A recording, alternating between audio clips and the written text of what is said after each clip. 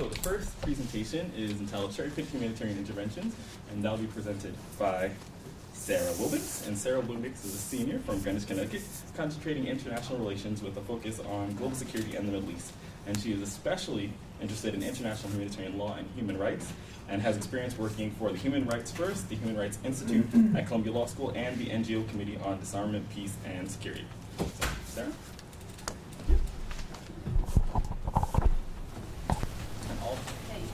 Thank you all for coming. This presentation represents the work of my senior thesis, which I wrote for International Relations. And the title is Cherry-Picked Humanitarian Interventions, a Complexity Approach to Explaining Libya 2011.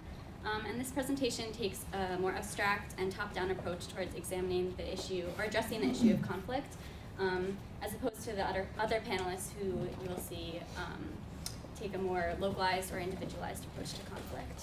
And specifically, I look at how theory can help us explain the actions and the interactions of actors in the international community in response to global scale conflicts. The research puzzle that this presentation or my thesis is concerned with is the selectivity in military humanitarian interventions. So mainly looking at why the international community intervenes in some places and not others, and why military interventions are cherry-picked. And this was especially evident in the past year when the international community intervened in Libya after the adoption of Resolution 1973 by the Security Council, and the subsequent intervention into Libya, into the crisis situation that was occurring, had people questioning why we intervened so quickly in Libya and why we haven't done anything in Darfur, why we failed to stop the genocide in Rwanda in 1994, and why no action has been taken in the Democratic Republic of the Congo, and even more recently, why Libya and why not Syria. So to address this puzzle, my research question was, given the selectivity of military humanitarian interventions in the post-Cold War era, what explains the swift and multilateral intervention in Libya in March 2011? Currently, there are three conventional theories that seek to explain why states intervene, and these are rationalism, Republican liberalism, and constructivism.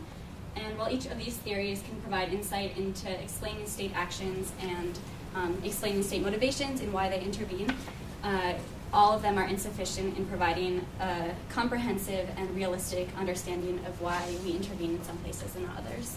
And this is because each provides a single level of analysis that focuses on, for example, the rationalism focuses on state actors as the unitary actors in the international community, or Republican liberalism, which focuses on the domestic factors, or constructivism on the international norms.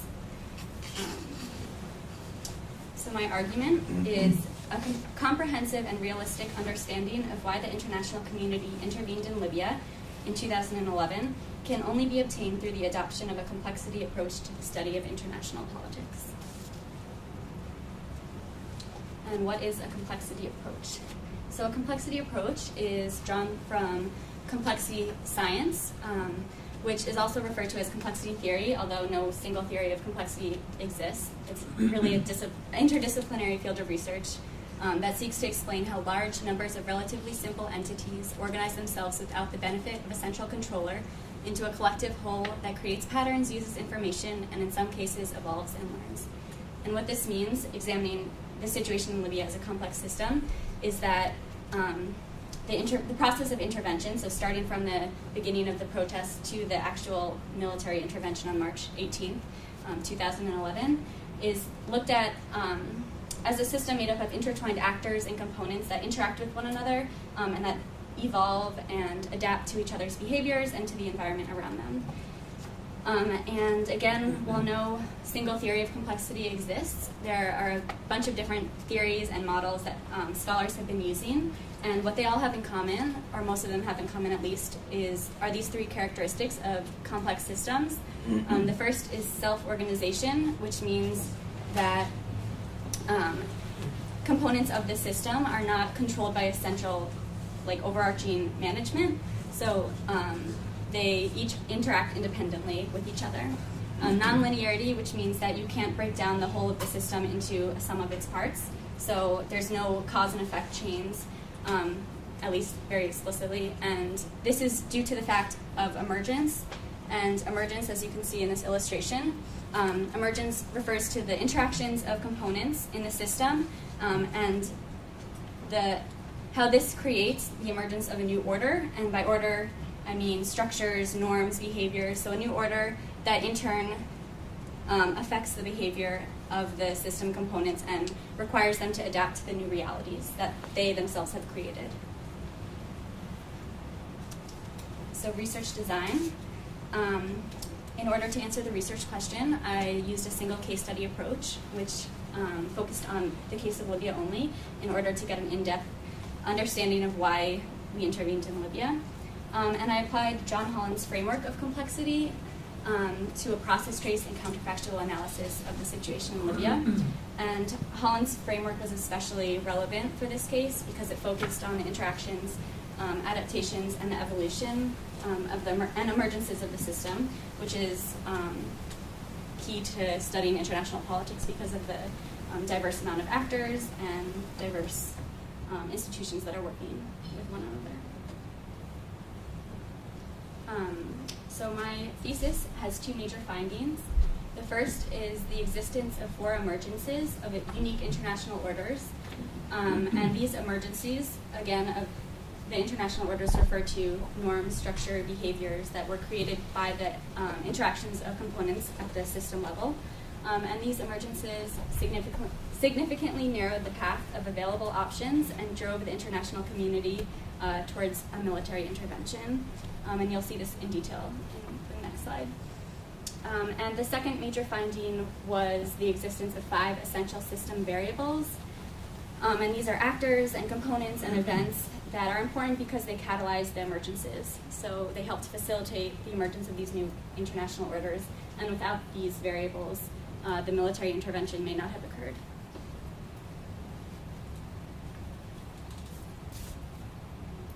So these are the variables and emergences. The first variable that I discovered was Gaddafi's threats and rhetoric, and this occurred at the beginning of the uprisings, so the first few days after the uprisings began, and Gaddafi was seen on national television and then on international television giving belligerent, ranting speeches and calling the demonstrators in the streets greasy rats and threatening that Libya would see its cities run with rivers of blood. And this rhetoric really shocked the international community and led to the first emergence, which is a change in discourse. And it did so in that the international community, once Gaddafi came out saying all these things, really realized that they had lost a rational opponent and that the diplomatic negotiations would probably not be possible anymore. And so with this, the change in discourse, international actors realized that they would have to not only condemn the violence that was happening or stand idly by and let others condemn the violence, but they realized that they had to speak out against what was going on, and they had to speak out not just about the violence or the situation, but about Gaddafi and his regime. The second variable is the defection of members of the Libyan regime. So this includes the defection of ambassadors, statesmen, diplomats, and 2 Libyan air pilots who defected and flew their plane to Malta. And these defections and subsequent pleas for help from the international community helped to lead to the second emergence, which is a shift from rhetoric to action. And this is because when these actors defected and came out asking the international community for help, it provided a legitimate voice for some kind of action, and it made the international community realize that they couldn't stop at just condemning the situation, and they would actually have to take tangible action, which means the United Nations would have to take actions. And the second emergence also led to the passing of Resolution 1970, which was the resolution imposing sanctions on the Gaddafi regime. And the third and fourth variables together led to the third emergence. The third variable is the Arab League and regional support for a no-fly zone. So in the middle of March, the Arab League and the Organization of the Islamic Council and the Gulf Cooperation Council all came out in favor of a no-fly zone. providing the legitimate voice for a military intervention into Libya. And working off of this call for a no-fly zone, three key figures in the Obama administration, Hillary Clinton, Susan Rice, who's the ambassador to the UN, and Samantha Power, who was an advisor to President Obama, really came out and used the Arab League call for a no-fly zone as a platform to promote multilateral action and multilateral consensus around the idea of a military intervention. So the third emergence, the crystallization of an international order for military intervention. At this point, the actors in the international community realized that the sanctions hadn't worked, nothing had worked so far, and that at this point, the next step was a military intervention. And lastly, the last variable, Gaddafi forces imminent siege of Benghazi. And this variable provided a deadline for action and crystallized the emergence of an international order of urgency. So although the international community was already on a path towards military intervention, they were still in the stages of debate, deliberating over the specific language of these resolutions and the specific wording of the resolution that would be passed. And while this was going on, news came out that Gaddafi forces had broken through the last rebel defense line before the city of Benghazi, and Gaddafi had threatened a major massacre in Benghazi, had threatened to pull people hiding in their closets out of their closets. And this was occurring, like I said, a day before the resolution was actually passed and approved by the Security Council, which shows that members acting on the Security Council and actors in the international community realized the urgency of the situation and realized that a catastrophe was imminent, but that it was also preventable and that they had to act now. And this diagram illustrates the four emergences, illustrates the international community's path to military intervention. So at the beginning, you can see that a lot of options are available and open to the international community. And as time progresses and as the emergencies occur and actors interact with one another, the path slowly becomes narrowed over time. And especially at each emergence, you can see that the path becomes more defined and options that were once available to the international community are now cut off.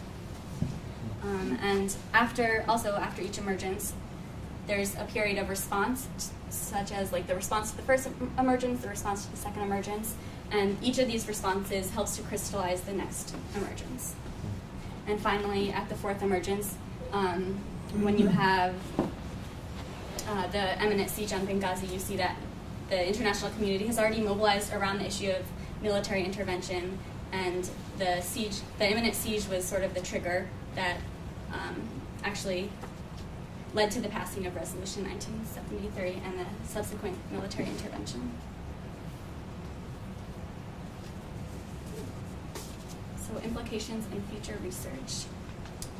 The ability of complexity theory to be applied to this situation in Libya, and to help us understand why the international community intervened, demonstrates its utility in explaining events in international politics.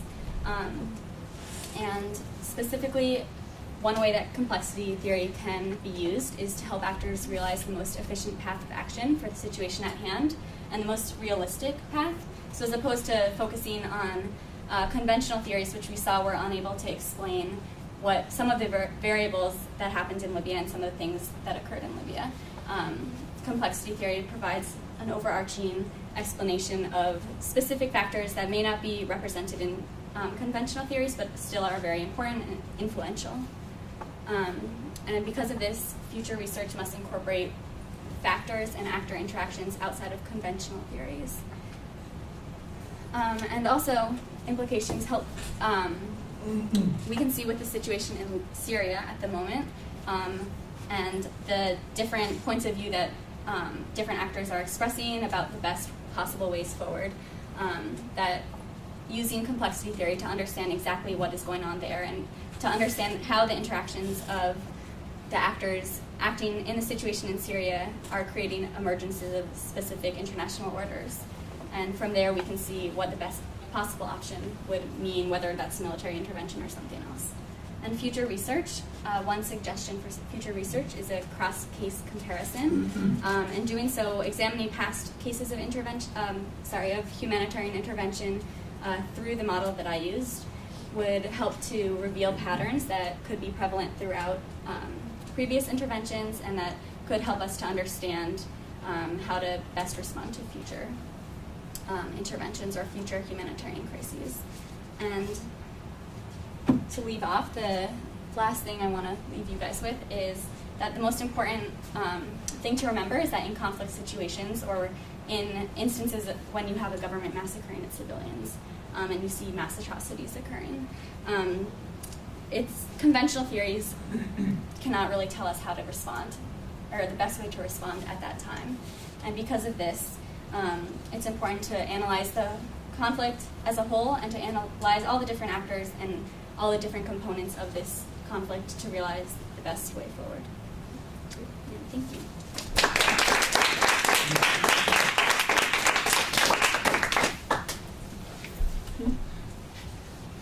So the next presentation will be Health Caring Men, presented by Cindy Lung. Cindy is a sociology and education studies concentrator with a specific focus on human development. After Brown, she'll be pursuing her Master's of Education, and she looks forward to starting a PhD in education in a few years' time. Thanks, Shane. Thank you for coming.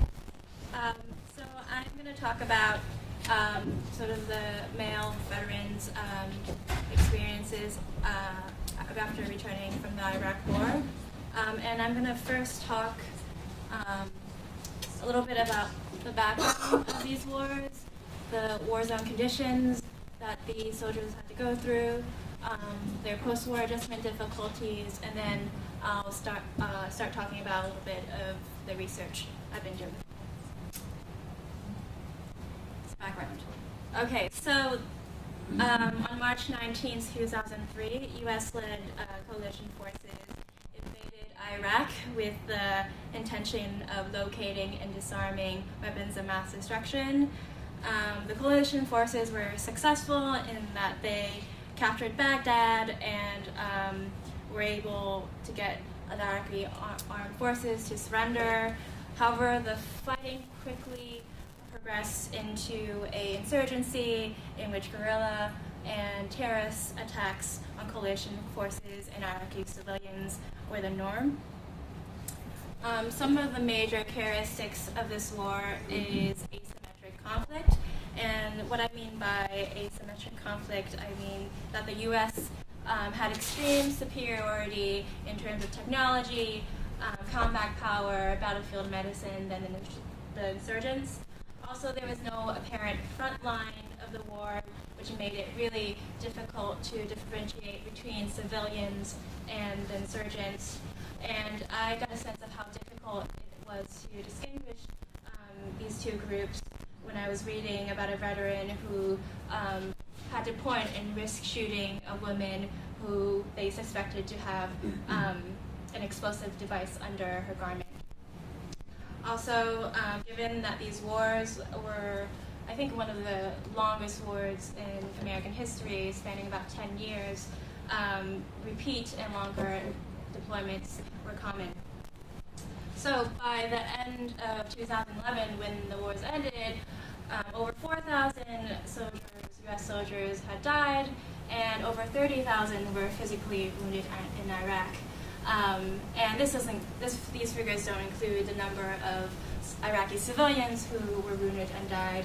The figure, I think, is well over 50,000. So then I'll be talking about sort of the war zone stressors on OIF meaning Operation Iraqi Freedom, and OEF, Operation Enduring Freedom soldiers. So in the war zone, soldiers are frequently physically and emotionally taxed in unprecedented ways. Derek, in this quote, talks about how he was bombed a lot and that he was shot at all the time when he was on his convoys. Next quote. They often witness a lot of casualties Irvin talks about how he saw someone killed for the first time and sort of the emotional toll it had on him to look at a dead body without a head. The second quote, Tim talks about how he put casualties on a vehicle and it got so common that it didn't faze him anymore. So in this sense, these soldiers are nevertheless at risk for mental health problems implicated by such harsh experiences during war. And these combat stressors obviously lead to post-war adjustment difficulties among veterans.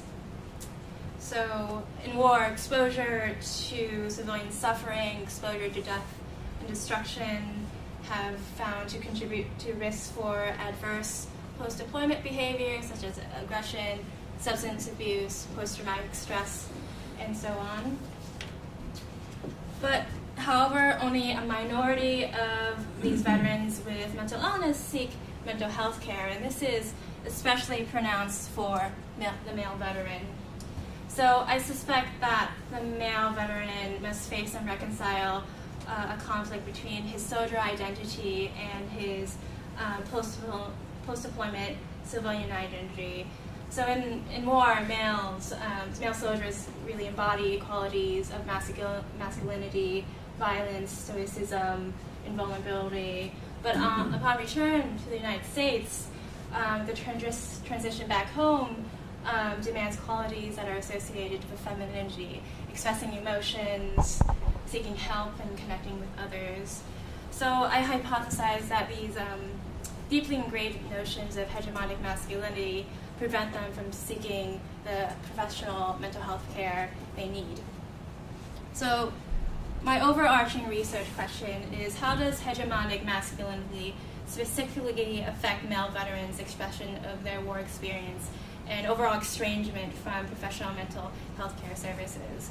So by hegemonic masculinity, I mean sort of the culturally dominant form of masculinity, which is presented as heterosexual, aggressive, authoritative, and courageous. And this masculinity is promoted as a desirable attainment for all men. The manliness of a man is judged by his ability to measure up to this ideal notion of masculinity. So to help answer my question, my advisor, the PI, who is sitting right there, conducted a snowball sample. And snowball sampling is a non-probability sampling technique that is used by researchers to identify participants who are hard to find. And this sort of sampling technique works like a chain referral. You interview someone, and then you ask the veteran to refer you to other people who might be interested in being interviewed. So far, I analyzed 9 audio-recorded interviews with Iraq War veterans. It's important to note that the data and the findings are preliminary. We have a total of around 24 audio-recorded interviews. My advisor will interview more veterans in the coming months. A little bit of information about the interviews. Each interview lasted about 2 to 4 hours. And it took that long because it takes a lot of time to build rapport, to get these veterans to open up about their experiences and about trauma. And afterwards, interviews were transcribed and coded for reoccurring themes. I used both the EMIC and EDIC approach. And if you want to talk about sort of how I coded and what did I code, we could talk about that after my presentation. But the transcripts are really long. Each transcript was 50 to 75 pages, single-spaced. And all 9 veterans I looked at reported at least one major symptom of PTSD. PTSD has 3 symptoms. The first one is re-experiencing, that means reliving sort of the event. The second one is avoiding any situations that remind you of the traumatic event. The third one is hyperarousal, being very hyper-vigilant of your surroundings. The most frequent symptom of PTSD among these veterans was arousal. So these veterans would talk about how they were alert and very vigilant and always on the lookout for danger. They easily became irritable and angry. So all the male veterans I looked at, all needed some mental health care in varying degrees. Also, access to care was not a problem for these veterans. Most veterans knew where their VA hospital was and knew how to get access. And most of these vets expressed that they viewed the VA positively. Benny talks about how there's plenty of things that are set up at the VA and plenty of avenues to go for help. So the problem is not about access, it's something about these veterans' unwillingness to seek help. I want to talk a little bit about the characteristics of the participants. You can see there's 9 male veterans. All branches of the military were represented except for the Air Force and the Coast Guard. Median age was 28 at the time of the interview. Average age was 31. So a relatively young population. All of these men were deployed to Iraq. Some were deployed to Afghanistan. The average length of deployment was 11 months. However, some of these veterans were deployed multiple times, notably Norman, who was deployed to both Iraq and Afghanistan. So themes. So I pulled selected quotes from the transcriptions to illustrate some of the reoccurring themes I found.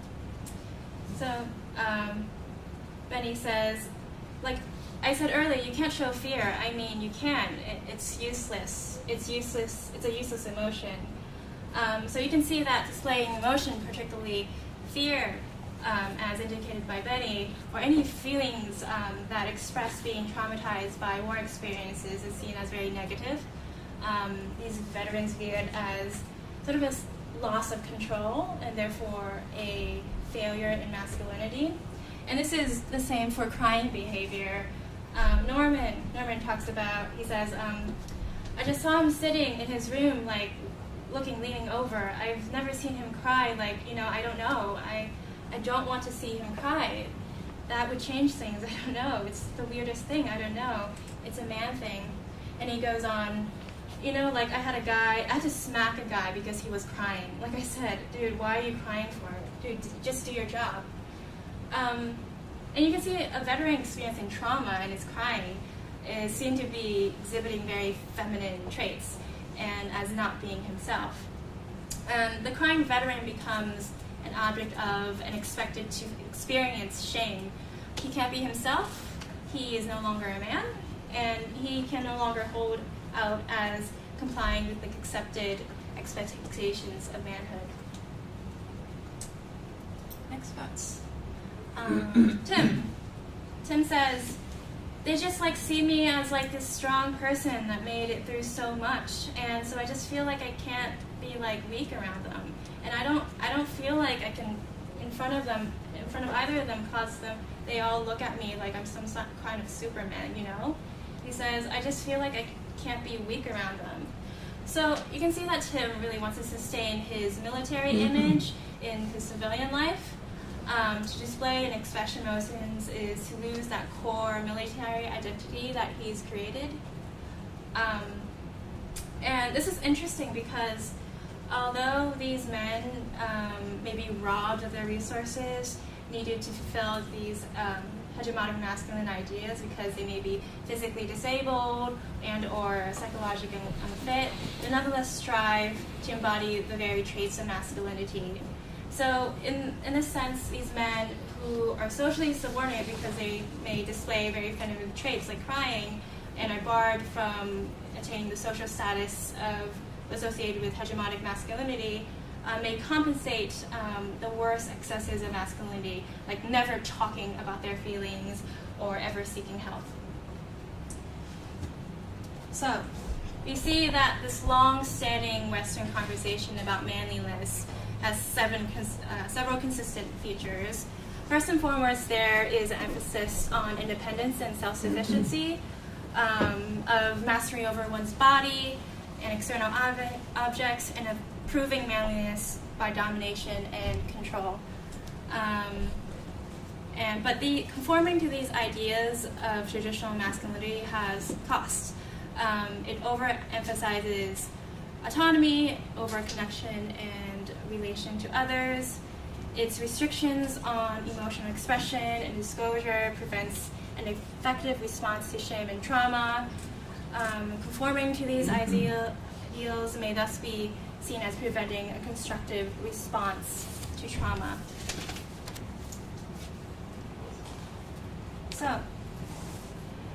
So therefore, in the military context, one of the most crucial issues is to address and respond to the stigma associated with expressing emotions and receiving mental health care. To seek help should be a sign of strength and perseverance, not a sign of feminine traits. So interventions are thus needed to reduce the stigma in the military. This may involve educating and providing information to military personnel about mental disorders and their treatment.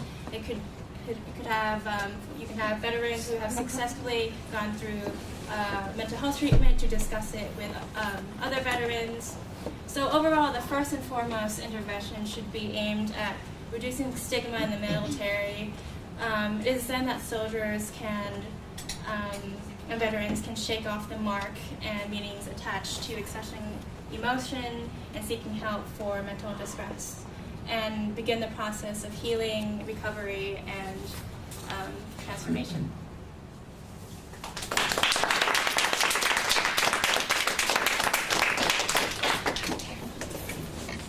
Thank you, Shane. So I'm Lon, and I'm the current Straight Talk Symposium Chair. Qian was the 2011 Straight Talk Symposium Chair, and Alina was the 2010 Symposium Chair, as well as a delegate in the 2009 Symposium. So just a short description of what Straight Talk is. Straight Talk is a nonprofit organization that brings together young leaders from China, Taiwan, and the United States to engage in dialogue over the Taiwan Strait conflict. In our presentation today, we'd just like to give you a little bit about the background of Straight Talk, what our theory of change is, and the future outlook. So the background, first of all, just to let you guys all be able to, visualize the geography of the region that we're working with. So the island is Taiwan, and this huge chunk of land is mainland China, part of mainland China. And now I'm going to give you a highly condensed and simplified account of what happened during this 60-year-old standoff over the sovereignty of Taiwan. So first, in the earlier years, there was a military standoff between the two sides, and then it became a diplomatic war. So, for example, Taiwan lost its seat in the UN in 1971. And then during most part of the 60 years, the people on the two sides were, largely separated, and the government on each side has engaged in kind of creating demonized representation of the other side. And then in the more recent years, each side has gone through tremendous economic development and huge transformation in society, and has adopted different political systems. So while with this limited, knowledge of the history, we want to keep in mind a few important factors that are shaping the current stalemate of the situation. So first of all, among the three key actors, you have China, which is a rising power that unfortunately doesn't function under a democratic system. And it has people that's right now fueled by nationalistic sentiments and kind of regard the quote-unquote unification of Taiwan as the last step to eliminate the humiliation that's associated with its colonial history. And then, as we're speaking now, China still continues in military build-up towards Taiwan. And then we have Taiwan, which is a democratic society, which has, governed its people like independent of mainland China in the past 60 years, but still doesn't have a seat in the UN and cannot establish formal diplomatic relations with most of the countries in the world. And then we have the US, which is a major ally of Taiwan, and it's still selling weapons to Taiwan and providing military trainings. So in 2005, China passed the anti-secession law, which legalized quote-unquote non-peaceful means as an option of response to a declaration of independence in Taiwan, which caused increasing attention across the Strait. And this is the historical background against which Straight Talk was founded by Brown undergraduates in 2005. And just to smuggle a small advertisement for us, we are the only program that promotes face-to-face political dialogue among young people across the Strait, and we are a brilliant and creative idea.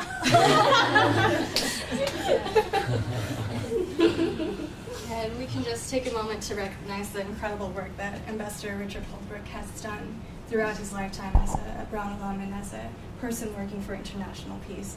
It was really incredible to have him with us at the forefront when the organization was being founded. So we're talking about an international dilemma, and we're talking about students thinking that there's a space in which we can have this conversation. But how can the conversation itself happen? So what we do is we turn to essentially a scholar named Ronald Fisher, who wrote the first book on interactive conflict resolution. And his goal is to see how can we take these ideas on justice, these ideas on peace, and operationalize them into practice. So he proposes this model through which you get small groups and you engage them in very specific exercises and discussion. And it requires the presence of a third-party facilitator. And as a 2009 delegate, we can think that as individuals that we're strong enough and that we're objective enough to have these conversations one-to-one. As someone from Taiwan, as someone from China, I can talk to you without this, random American standing next to me. But the third party is important in that when you have the conversation as an individual, our facilitator often said we were looking at things from a fish eye perspective. You're in the water, you're surrounded 360 by everything you see and feel. You can't escape your surroundings because you're immersed in it. Whereas what we were challenged to do as delegates was to take the bird's eye perspective, to take ourselves out of that 360 vision, look at the general landscape, notice that there are other fish in the water, there are mountains, there are rivers, and to really challenge ourselves in the assumptions that we took into looking at this international dilemma. So what are the goals? The goals are deep understanding, mutual recognition and respect, and jointly acceptable and sustainable solutions. In sum, an improved relationship between the parties. And just as a quick example, this is a walk through history that's part of the ICR process. And on one side, you see the 8 most significant historical events essential to the national consciousness of the PRC. And on the other side, you have the same version, but for Taiwan. So what we do is we walk down and we understand there are these contemporaneous, simultaneously valid experiences happening, but they're separate, they're different. There are some commonalities, there are some differences, but they're both very real. And that's the very concrete way in which ICR tries to build understanding. And ICR in the past has had some success on various political levels, from Southeast Asia to a few case studies in Cyprus, I believe. So now I'm just going to talk a little bit about the ideological model and framework that Straight Talk operates under. The theory of change is what Straight Talk's model is based upon. It has 3 components. The first is to identify these young leaders, the ones that we're going to bring to Brown for the symposium. And then the second and third parts are to transform and propel them into positions where they are empowered to bring this vision of peace back to where they to their home. So the first piece is to identify. This is a picture of our 2010 delegation. So the whole goal of the Strait Talk Symposium is to connect people in the right way. We bring together young leaders from mainland China, Taiwan, and the United States that we identify through an application process in which we look for traits that show that they would be willing to engage with other students at an intellectual level and to understand and maybe possibly even change their own perspectives. We also bring together experts on the cross-strait conflict to teach us more about the different aspects of the issue. And policymakers in the United States. At the end of the week-long symposium, we go to DC or New York and present these outlines of policy proposals they have to policymakers. And because the symposium also happens at Brown, we also engage Brown community members in this discussion over the Taiwan Strait conflict. So transform, in terms of how we see the symposium itself as transformative for the 15 delegates. So there are 4 aspects to it. So first of all, as Lan just said, we have a public event, a series usually of usually 3 to 4 public panels, where for which we invite scholars and professionals from across the globe to come here to talk about specific topics regarding the issue, from politics to economics and cultural and identity. And then, as Alina talked about, the interactive conflict resolution, during the week, the 15 delegates engaged in more than 30 hours of ICR sessions in which they are challenged to kind of empathize with different perspectives and also transform their own understanding of the conflict. And this is also through the week, they build personal relationships, which tends to last after they leave the symposium. And also the symposium features a peace project curriculum, which is we challenge them to design their own plan for action, which they will implement after they leave the symposium. So they engage in workshops that help them build skills for leadership and advocacy.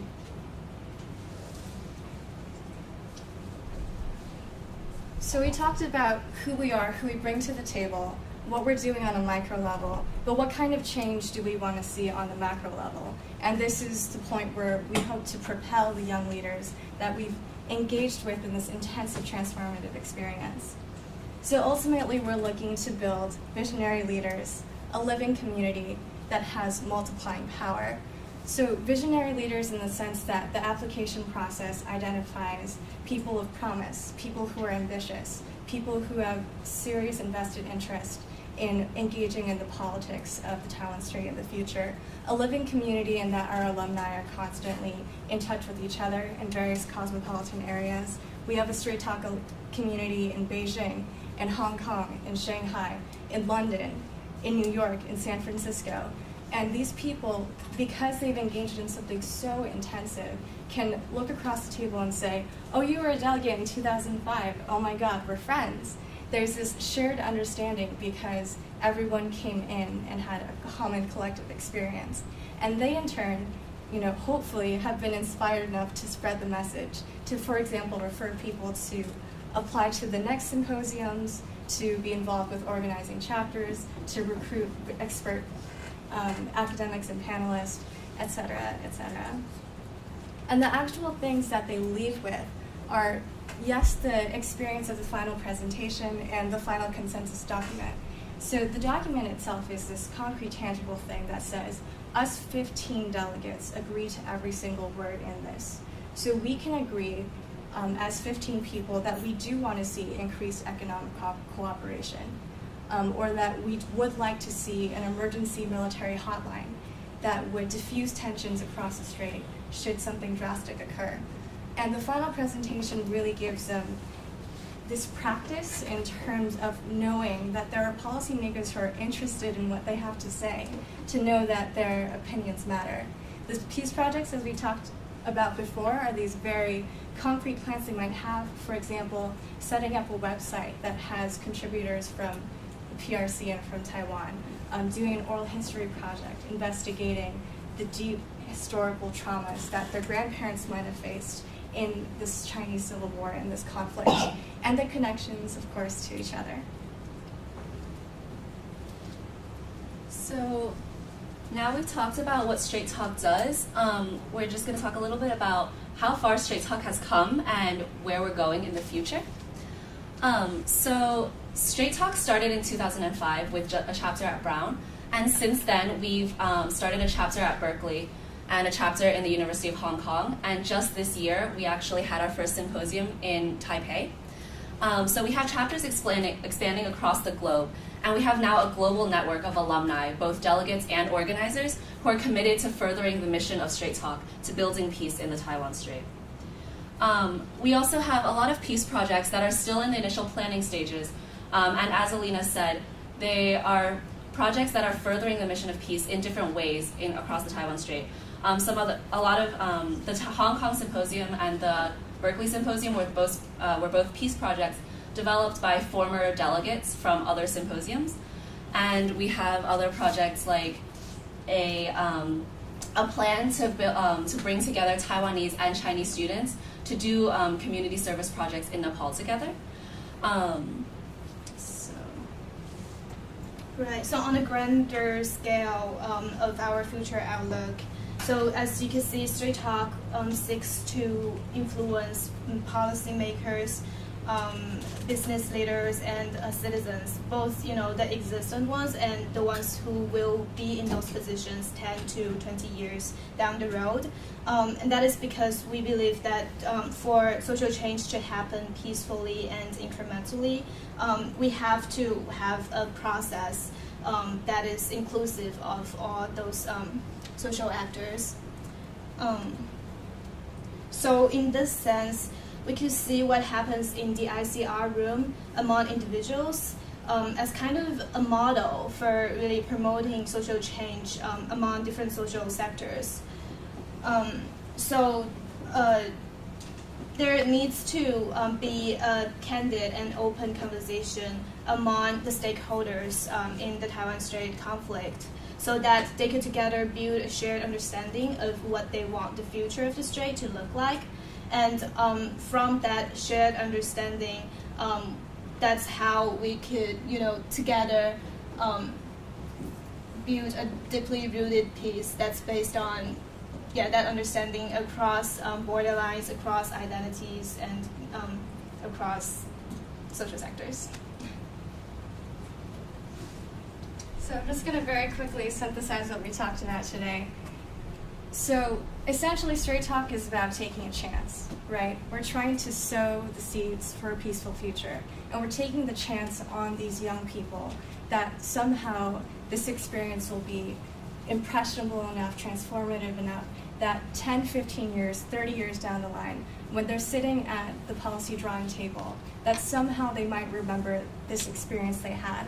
Maybe they're still in touch with one delegate from the opposite side, from the other side, and they can remember that they too are human, and when they make policy decisions, there are real and human consequences for many, many people. So essentially, we're hoping that this grassroots action from the youth level will eventually influence, the high policy making at the treetops. And this is a picture of the 2009 delegation for the Straight Talk Symposium. And just to very quickly reiterate, it's all through people. If you've noticed, we've all used this image so far, and those are human hands, right? We're talking about human connections being the catalyst and being the essential kind of glue that would make peace building possible. So the way we do it is, one, connect people in the right way. Identify those young leaders, recruit experts, get organizers, get administrators on board to host our events, to engage in this transformative experience, including ICR, and 3, to make sure people stay connected and propel them towards, hopefully, a more peaceful future. Thank you guys so much.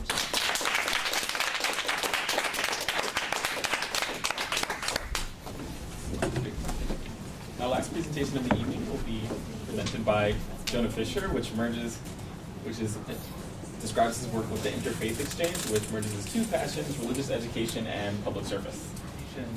I will be presenting in a very different fashion from the previous people. Many fewer slides, many fewer factoids, many fewer bullet points, and many more stories. Our program is built around stories. Our program is about people and their stories and their relationships. Our program is called Interfaith Exchange. So, who are we? What is our program? What's the idea behind our program? The Interfaith Exchange comes from my own growing up in the Jewish community in New York City. Having traveled the world, having lived in Israel, having lived in different parts of the world, and having seen the ways in which different religious communities are constantly pitted against one another. Jews, Christians, and Muslims particularly are, defining communities in the Western world who are constantly trying to figure out how to live side by side. There's an interesting thing happening in the world today in which there is two different poles that we see right now. There is a deep secularization occurring in large parts of the Western world, in which people are leaving behind their religions. I spent last semester in Buenos Aires, a formerly Catholic country with almost all of its citizens who are completely non-religious. On the other hand, there are people who are deeply returning to religion. We see this in the fundamentalist evangelical community in the States, and we see this across the world in a bunch of different religious contexts. Either way, religion is still an extremely relevant player in our world. And we are seeing more and more that religious intolerance, religious ignorance, and a lack of religious literacy is causing real problems in moving forward and collaborating and working towards solving problems in our world today. One of the things that really has caught my eye was the Terry Jones situation in Florida, when we had this pastor burning Qurans, believing this was an important statement to make about the role of Islam in our country. And those kinds of situations are actually, to me, were quite horrifying. And to me, it's important to think about some of the ways that Strait was talking about before. How can we bring people together from different backgrounds and have them get to know one another? I've been involved in a number of dialogue groups between Jews and Muslims, Israelis, Palestinians, etc. And for me, the dialogue was very important, but there was always something missing at the end of that conversation.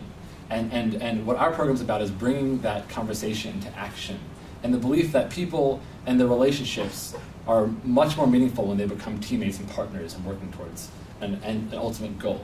And the theme that we found, or the thing that I found, honestly, in my personal life and my relationships and my experiences interacting with people with different faith backgrounds, and just living my day-to-day life trying to make the world a better place, is that people from all different faith backgrounds and people from non-faith backgrounds largely share this commitment to public service work, to social justice work, to seeing the world become a better place.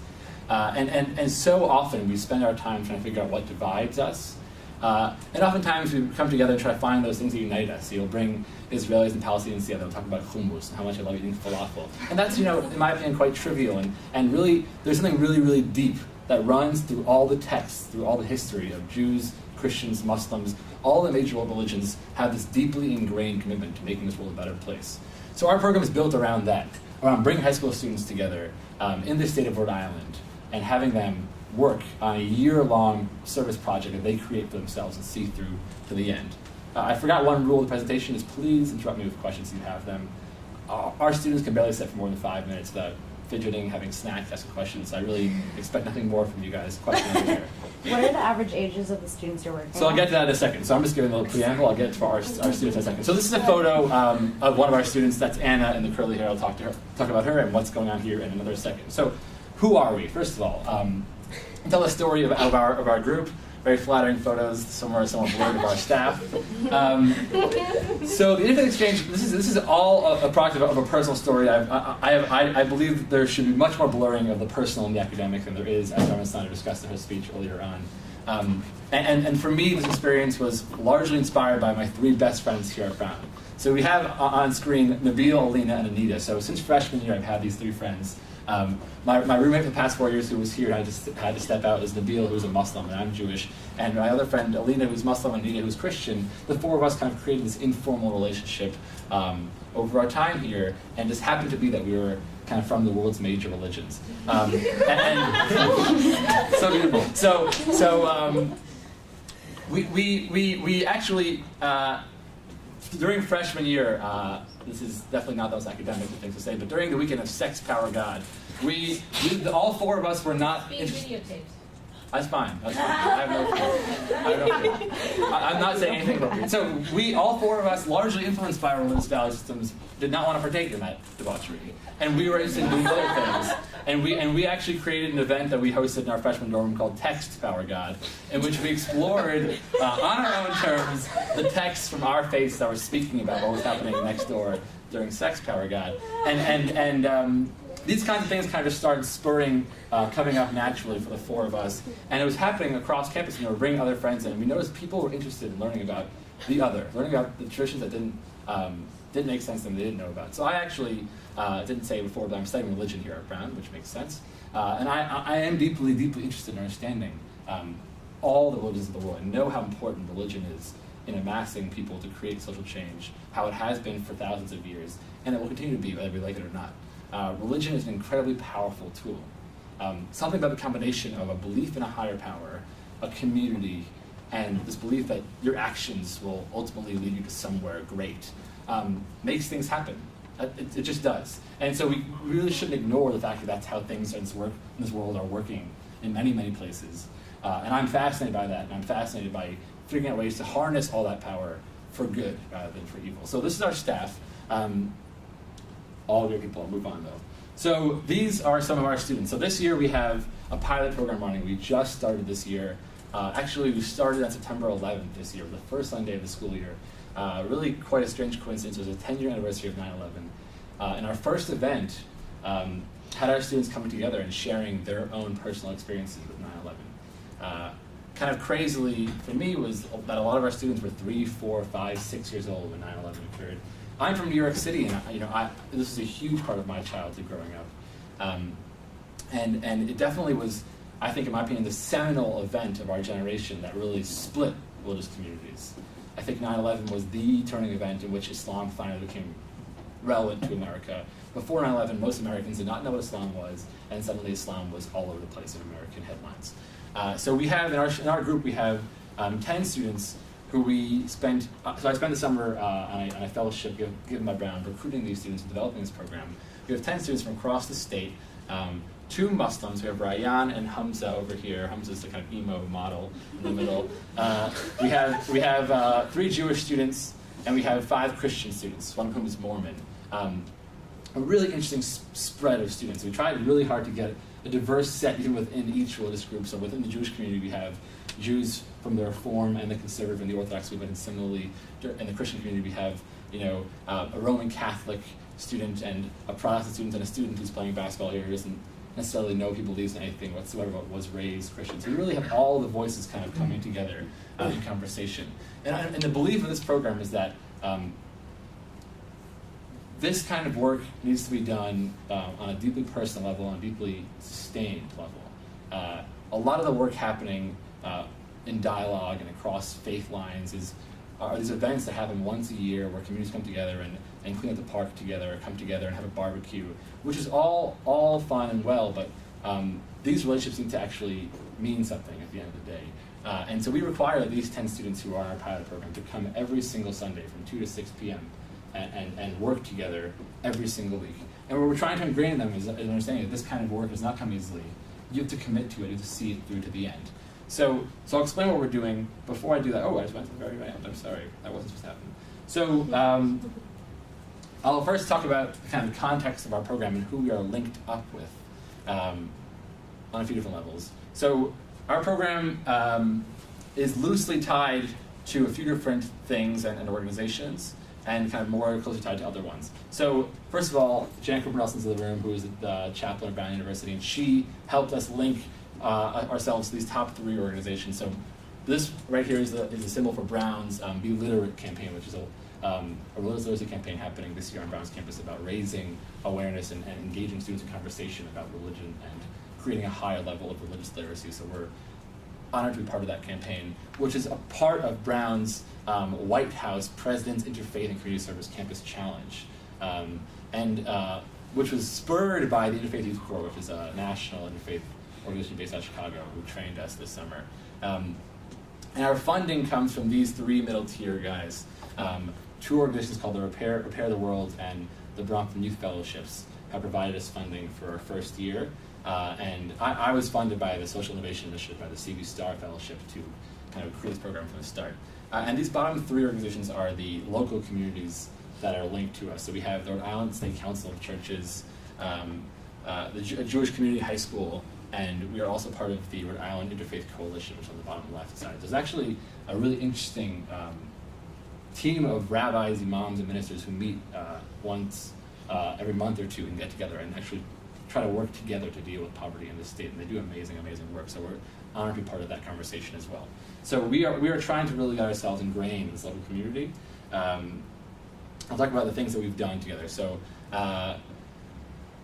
we basically, the structure, if it hasn't been clear up to this point, and feel free to keep asking questions, is that every Sunday the students come together and have two activities they partake in. So from 2:30 to 4, the students are required to be involved in public service work, and from 4 to 5:30 or 6, the students are involved in some kind of group conversation or activity.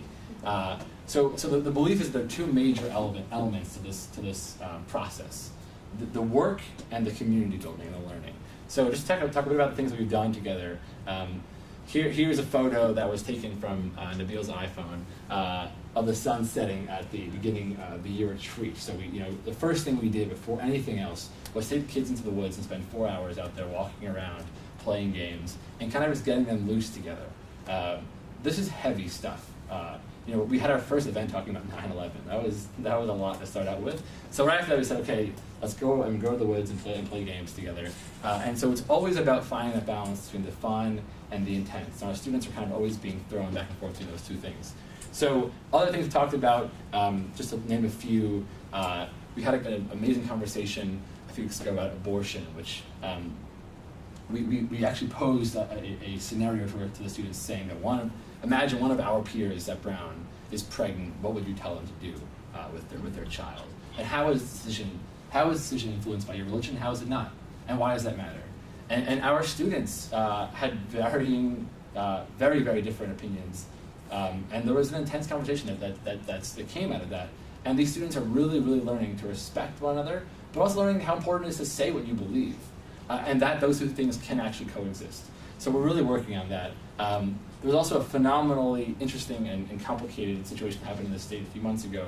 If you guys heard about the Cranston West High School prayer scandal. So there was a situation where there was a prayer in a local high school that a student in the high school was trying to sue the school over this being an infringement on church and state.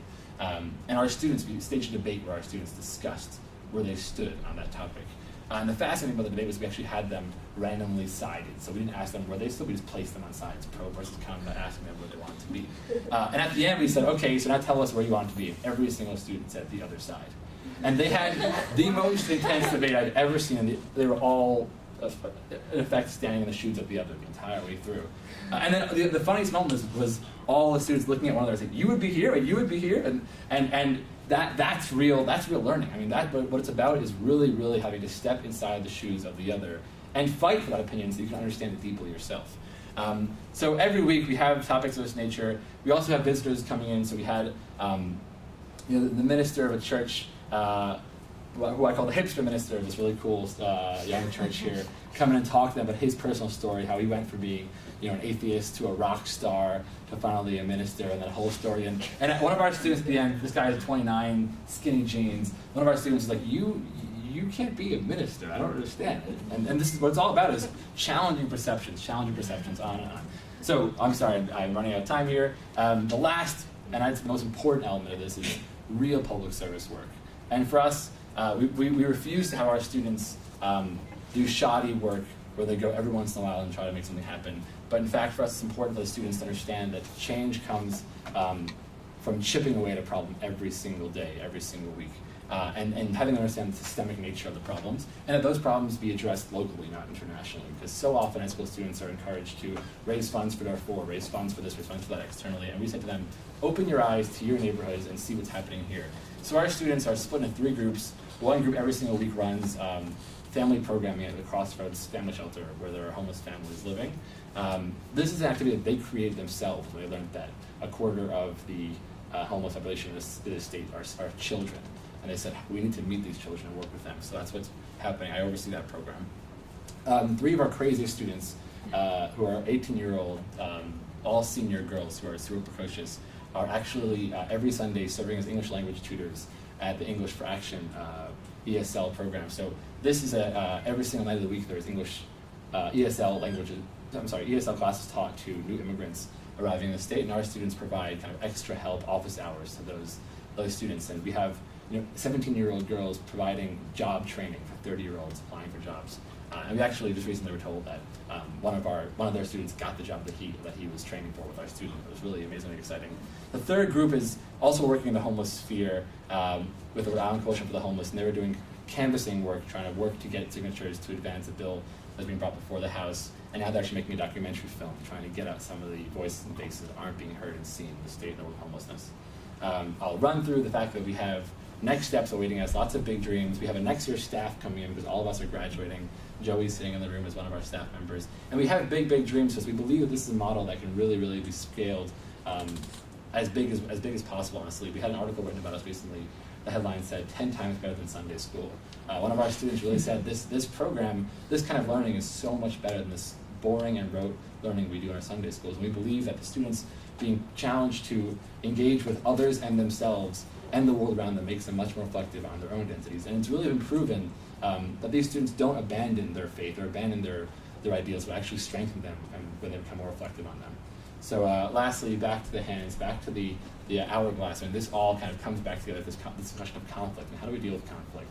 And our program has been, for me, a really inspiring opportunity to see the way young people can take these conflicting groups of people, of religions who have been at odds for thousands of years, and develop really fun and meaningful relationships around meaningful public service work. So I thank you and present you with a picture of our students making a very strange pose.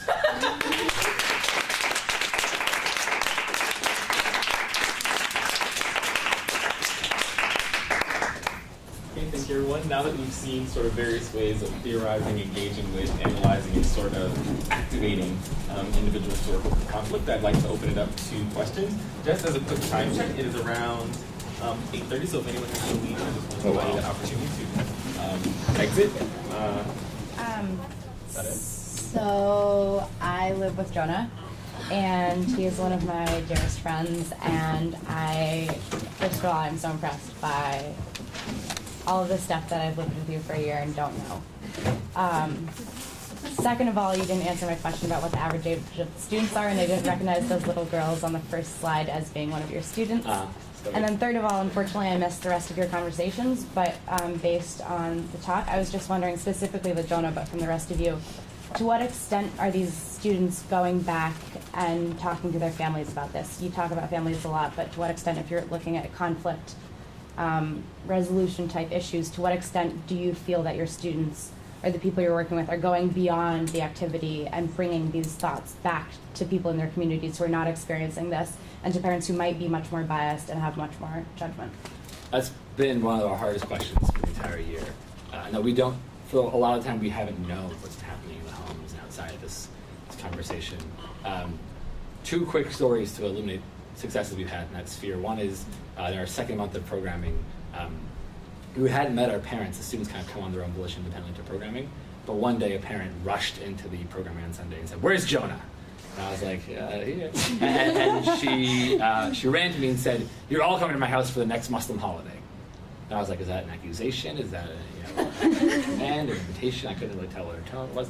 And turned out she was, that was her way of expressing her excitement, I guess. And she was so excited about this thing that her son was doing that she wanted to make sure that everyone in the program had an opportunity to really see what their life was like. And we all went, so they created this huge event where they had all their entire Pakistani Muslim community, all the grandparents, aunts, and cousins, 40, 50 of them, and all of our students over for dinner, doing henna tattoos, and they had some local community leader explain the history of this holiday to our students, and they like featured us and our students, and they said to us, this is so important for our family that their son goes to LaSalle, which is a Catholic high school, and said our son has no opportunities to really engage with his Muslim heritage and to be proud of it, and this is a place where you can really celebrate that and share it with others.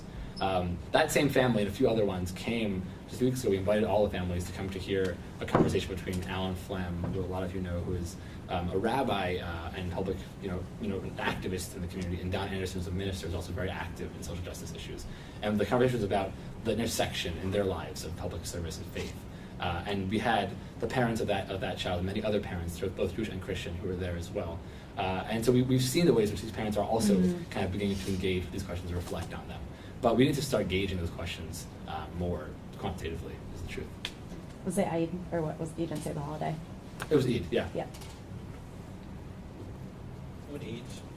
Oh, all right, high school students. So we have freshmen through seniors. But those kids were like... The first picture was of our high school student working with students at the family shelter. So those were littler kids, smaller kids who were at the shelter. Gotcha.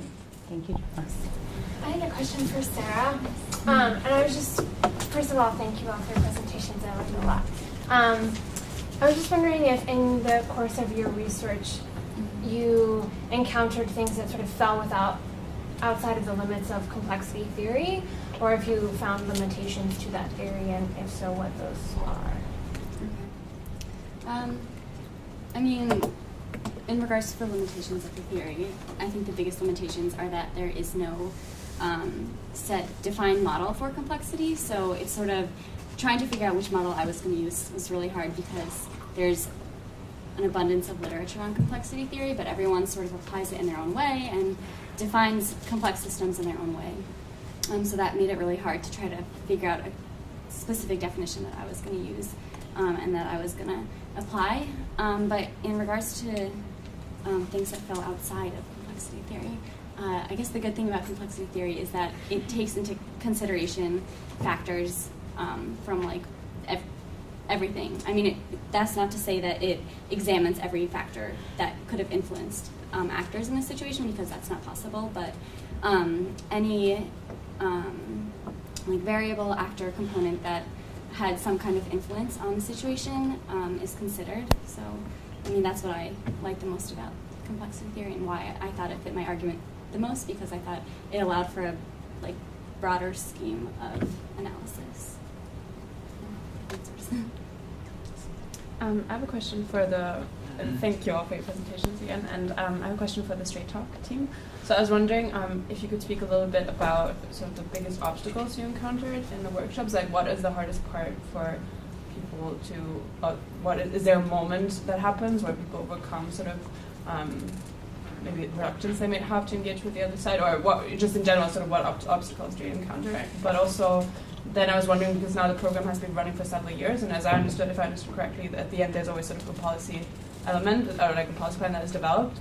And I don't know how long you've been involved with it, but like, do you find that people arrive at very similar conclusions at the end, or is it very much dependent on who is in the team every year, or is there like interesting variation, or just, I was wondering how that works. So I feel like I can probably speak on the final consensus document since I was involved with writing it, but do you maybe want to address one of the bigger obstacles this past symposium? But you're asking about the ICR process, right? Yeah, the conflict resolution kind process. of the Chinese Federation. Okay, yeah. Sure. So Alina, as a delegate, really went through the whole process of ICR, because over the days you really see that their approaches and kind of perspectives change. But last year, something kind of really significant happened, which is towards the end, when they were writing up the consensus document, there was the biggest argument on. They came up with the possible idea or a solution between the two sides, which is to form a federation of China, which is it's a very creative idea, but on the one hand, it's like really unconventional and not acceptable to people who grew up in mainland China, because they would always claim, China is just one country. You don't, form this federation. So the process of coming to that agreement amongst the 15 people, like 5 of which did grow up in China and who are actually communist, 3 of them are Communist Party members, was really, really significant. And also, what's even more significant is that they eventually come to the decision of not writing that article into the consensus document, so that the Chinese delegates would be safe from any kind of consequences that could, result from. And that was, really, you can see the mutual kind of respect, understanding, and like sensitivity towards each other. And of course, it was a very emotional time for the U.S. and Taiwanese delegates to give up this kind of major breakthrough that they came together. Yeah, so building off of that, there are some common themes that run throughout the final consensus documents. From what I hear from our facilitator, who has seen this process on an intimate scale since 2005, he's noticing that as the PRC and Taiwan are, in a sense, thawing their political relationships and becoming more economically intertwined, the kind of possibilities that students and delegates are willing to entertain into the consensus document become increasingly more ambitious. And I think the Federation is a very concrete example of this. This is not something that would even be, not even a word you could bring up in 2005. At this point there were 1,400 missiles, which are still pointed from the PRC across the Taiwan Strait. And the general environment and the willingness of people to become friends, I think, has increased over the years.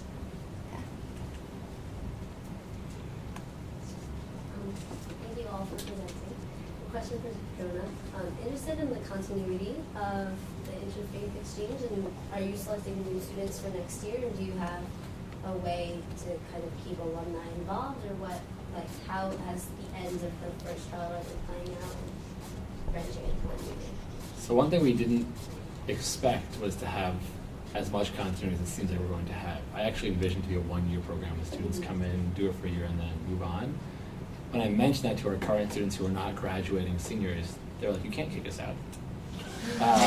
And I kind of didn't think about it that way. And our students who are not graduating this year are insisting on staying around another year, and there's really, in my opinion, no reason why not. So we have 6 students who are not graduating, who are all sticking around, and we're planning on doubling our program from 10 to 20 students for next year. And so these 10 students for the program now are serving as amazing ambassadors and recruiters of all their friends in their schools and synagogues and churches and mosques and community centers. So we already have had applications flowing in for next year. Once we got ourselves on the ground, we have communities and schools and families who are aware of us. So the getting started was very hard, but actually we're planning on growing this, and it seems like it won't be that challenging, is the truth. One last question. I have a question for the Strait Talk again. Thank you. I really, really enjoy all of your presentations. And so about Strait Talk, I really think that this is a great venue for conflict resolution. And I'm just wondering if you guys have been approached by any other sort of groups with intention of resolving some sort of other conflicts, because this sort of ethnic conflicts or just conflicts between 2 different parties happen a lot, and just feel like this could be the learning opportunity for other groups with the same intention. So there's actually a group on campus, the Brown University Mediation Project, and we've had many conversations with them about possible collaborations and learning from each other. And actually, this semester, we're doing an event with Common Ground, and Rahel, the president, is actually in the audience right now, where we're bringing in a speaker to talk about conflict resolution in Latin America. It's not that other groups would be doing this exact same model, because the model, I guess, has to be adapted based on the group. But the idea is that conflict resolution and dialogue can take place in different forms, and we are in the process of this semester trying to talk to Bump and Common Ground about ways that we can learn from each other's models and see how we can just like improve our own model for dialogue. If we could give the panelists another round of applause once again.